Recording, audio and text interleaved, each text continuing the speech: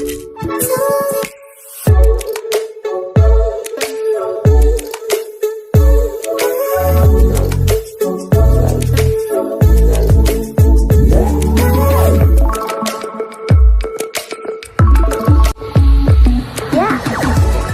समस्त को आम चैनल क्रिएटिव आइडिया स्वागत।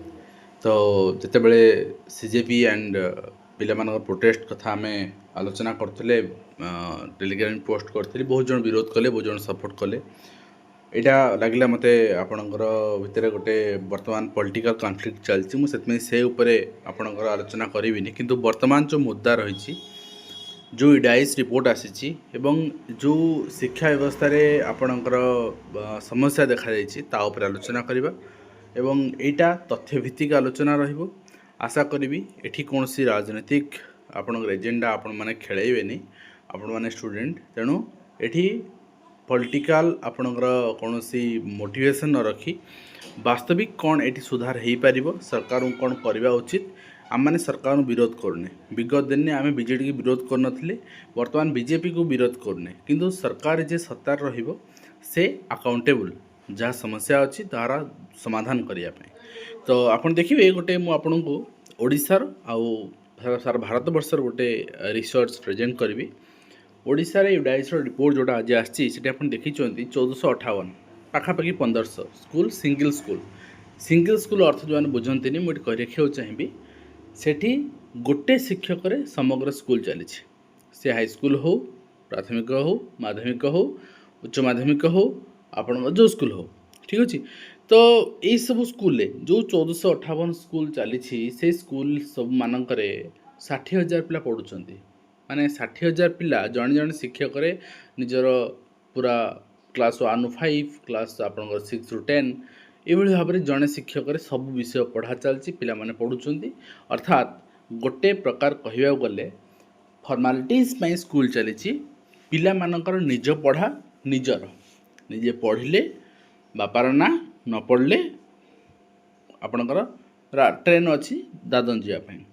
ठीक अच्छे। तो यही जदि आम संख्यान को देखा ताहले आम गोटे जिनिस लक्ष्य करवा गत वर्ष तुलना ए वर्ष 369 आपणकर स्कूल सिंगल स्कूल होती टीचर सर्टेज होती जन लेखा टीचर चलुची। तो जोटा कि 34% इनक्रीज होती वर्ष। तो आपण गजपति यार सर्वाधिक रही आप गोटे कथा कहींपारे जे कौन है सेठू प्रथम रु पंचम जड़े शिक्षक कौन पढ़े पारनी जो स्कूल 25-30 पिला अच्छा से स्कूल 2 जन शिक्षक देवा कौन दरकार जड़े तो मैथ पढ़े पढ़े हाँ यहाँ मल्टी ग्रेड टीचिंग आम जाचे मल्टी ग्रेड टीचिंग रे आपणकर 2 ରୁ 3टी क्लास मैक्स 3टी तो प्रोविजन ना 2टी क्लास को पढ़ा जाए बट 5टी क्लास को कौटी पढ़ा जाए लेसन प्लान आपणकर कौन सी स्कीम थी मत कहीं लगुनि ठीक अच्छे। तापर गोटे कथा कहवा जे यही जड़े लेखाएं शिक्षक थिबा स्कूल से अंचल सीटीएस सर्वे करेंगे से अंचल सेंसस करेंगे एना पदारू केत कहीं स्कूल आसी शिक्षक करेंगे से अंचल से ही करेंगे एवं वर्तमान एसआईआर वर्क भी से माने करुछंती ताले स्कूल पढ़ाउछन केतेबेले कहा गोटे जगह दी जाउथि रोसेया। तो यही परिस्थिति यदि चलिबो ताले आपण क्वालिटी एजुकेशन एक्सपेक्टेशन केमती करेंगे आपण कहबे हाँ चालू ठीक अच्छे किंतु कथा होची कौन शिक्षक आशायी मानक अभाव रही। वर्तमान आम ओडिशार कथा ये सरले वर्तमान आम सारा भारतवर्षर कथा को आसवा 2004 मसीहा डाटा आपन देखिपारे 8 लाख टीचर सर्टेज थिले वर्तमान ये संख्या 10 लाख पहुँची ठीक अच्छे। तो कथा होची आप 2004 ରୁ 2026 भितर आम एत संख्यक टीचर वैकेंसी बढ़ीनी किंतु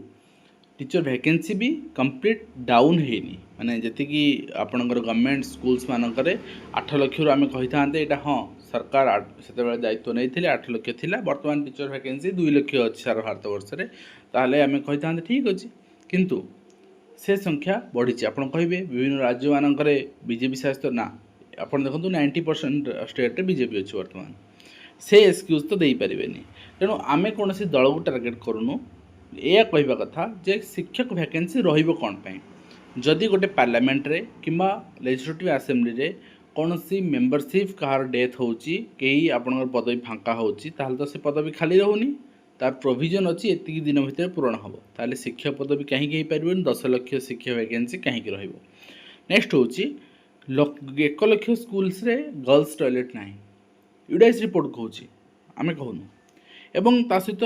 ड्रिंकिंग वाटर फैसिलिटी ना 15-20 हज़ार स्कूल्स रे। तो नेक्स्ट हूँ आम यदि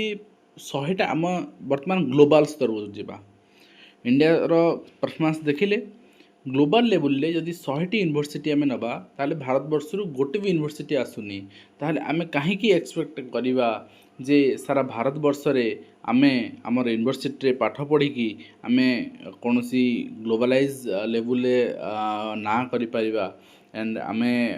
जो कहउछन विश्वगुरु बनी परिबा ता केमती संभव हेबो एवं ता रियलिटी कौन रियलिटी या जे एजुकेशन बजेट पाई 20 मसीह ड्राफ्ट 19 मसीह ड्राफ्ट एनईपी आसिला 20 रे इम्प्लीमेंट हैला बहुत सुंदर एनईपी रे बहुत सुंदर सुंदर जिनिस लिखा है टीचर रिक्रुटमेंट रिगार्डिंग लिखा है बहुत सारा जिन लिखाई सब बड़ जिनस आम सबू परस्पेक्टिव को देखा पिलांकर परस्पेक्टिव अभिभावक मानकर शिक्षक मानकर एजुकेशन सेक्टर रे अर्थनिवेश एजुकेशन हूँ गोटे नॉन हार्वेस्टिंग डिपार्टमेंट जदि आपण रेवेन्यू डिजास्टर मैनेजमेंट डिपार्टमेंट रे आपण कौन सी इन्वेस्ट करुँच देन आपण खजना आदाय करुँच आपण माने माने टैक्सेस विभिन्न जल कर ठू रास्ता कर विभिन्न प्रकार जमी कर आदाय करुँच एंड आपण जदि इन्वेस्ट करुँच एग्रीकल्चर क्षेत्र में देन आपण सेठू फसल पाँच सेटा आपणकर हार्वेस्टिंग आपन को दौर इनकम दौर बट एजुकेशन तो आपन किसी दौनी यहाँ एमएलए एमपी मानकर नेता मंत्री मानकर भाविया कथा किंतु देश गठन रे आज जदि प्राइवेट सेक्टर रे गोटे महाकाश गवेषणा सक्सेस होईची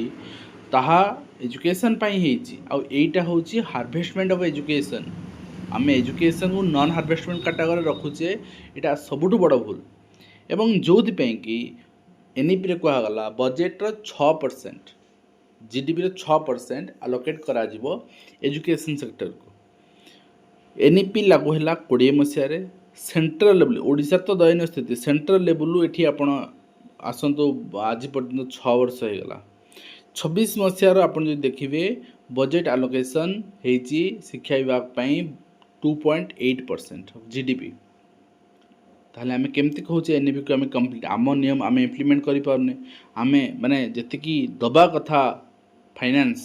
एजुकेशन को तार अधा भी आमे दे पारुने नुहे दौ ना ठीक अच्छे एंड जदि आमे कहवा या कहीं दौने एजुकेशन आमे पैसा इन्वेस्ट कहीं करूने एजुकेशन को हाँ जमती चलुची चालू कौन सी गोटे जिनस नुआ करदेवा लोक मैंने एप्रिशिएट करेंगे एथिपाई जे आम मानकर पिला जमती ऑफिसर मानकर पिला सरकारी स्कूल न पढ़ा कारण सरकारी स्कूल बही त्रुटि है सरकारी स्कूल शिक्षक नथिले तांकर किछि जाय आसे नाही समान परिस्थिति रे यूनिवर्सिटीज मानकर रैंकिंग खराब हेले भी आमे नाक आपणकर रैंकिंग देखईदेवा आमर भल परफॉर्मेंस बोली देखईदेवा देन सब चलो ठीक ठाक किंतु आम पिला माने सेठी पढ़ आप जेएनयू कहतु कौन सी यूनिवर्सिटी कहतु सेठी पिला माने पढ़ुना निर्मला सीतारमण तांकर USA S Jaishankar USA Piyush Goyal USA Shivraj Singh Chouhan agriculture minister different ministry कथा कहूँ एक्सटर्नल अफेयर्स कमर्स आपणकर agriculture USA then Rajnath Singh defence तांकर यूके ठीक अच्छे धर्मेंद्र प्रधान यूएसए तो ये कथा हो जे जदि मु कंप्लीट डाटा देखा जदि एमानकर पिला सरकारी यूनिवर्सिटीज रे पढ़ुना बा ओडिशा माने प्राइवेट यूनिवर्सिटीज भी बहुत सारा भारतवर्ष अच्छी सेठी पढ़ुना अर्थात भारतर शिक्षा व्यवस्था उपर भरोसा करूना ताहले आमे कहीं एक्सपेक्ट करिबा जे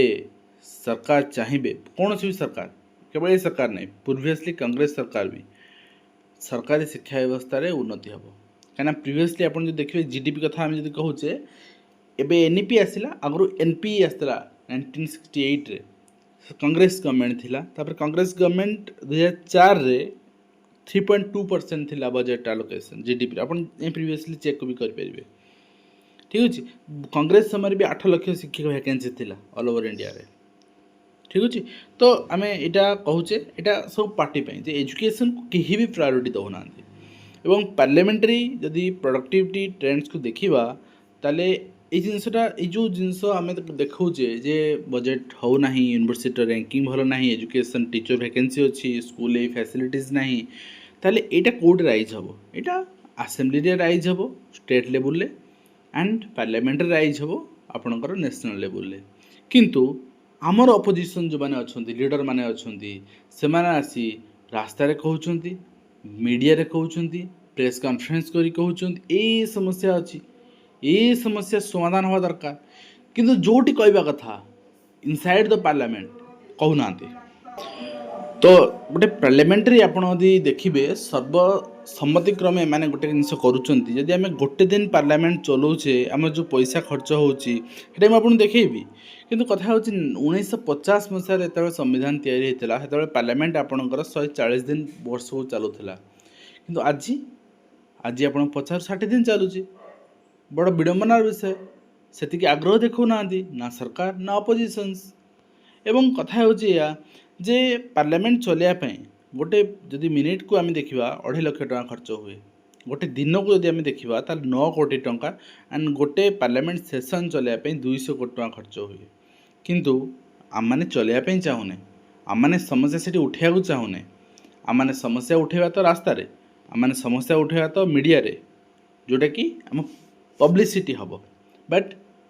ଅପୋଜିସନ୍ ହିସାବରେ ଯେଉଁଠି ଆମ ସମସ୍ୟା ଉଠିବା ଦରକାର, ଯେଉଁଠି ଆଲୋଚନା ହେବା ଦରକାର, ସେଠି ଆମେ ନୀରବ, ସେଠି ଆମେ ଭିନ୍ନ ପ୍ରସଙ୍ଗରେ ଆଲୋଚନା କରୁଛେ। ଠିକ୍ ଅଛି। ତ ଗୋଟେ ଆମେ ଯଦି କହିବା ଟିଚର ରିକ୍ରୁଟମେଣ୍ଟ ନିହାତି ହେବା ଦରକାର,